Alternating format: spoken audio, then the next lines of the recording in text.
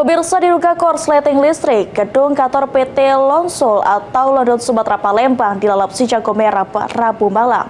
Kobaran api yang besar dengan cepat menghanguskan seluruh isi kantor yang meninggalkan puing-puing peralatan kantor dan dokumen.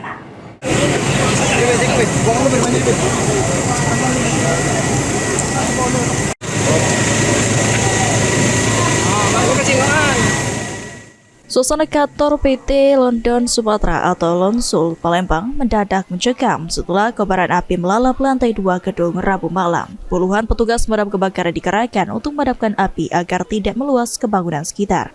Karena peralatan dan dokumen kantor dari bahan plastik dan kertas, api pun dengan cepat berkobar di lantai 2 kantor. 1 jam kemudian api berhasil dipadamkan setelah 10 unit mobil pemadam kebakaran diterjunkan ke lokasi. Polisi menyebut api diduga berasal dari pendingin ruangan atau AC yang tertinggal menyala hingga menyebabkan korsleting listrik. Sebelum api membesar, sempat terdengar suara ledakan dari lantai 2 kantor.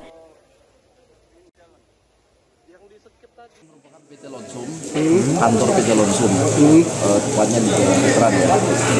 Bang, untuk penyebab kebakaran dugaannya apa, Bang? Informasi awal dari beberapa saksi yang melihat dari AC, kantor dalam keadaan kosong. Kemudian ketika security sedang di pos, mereka mendengar ada suara ledakan. Kemudian setelah dicek ada asap dan api. Kemudian langsung menghubungi polsek dan polsek kami langsung ke sini dan menghubungi pemadam. Juga segera dilakukan pemadaman. Itu dari lantai berapa, Bang?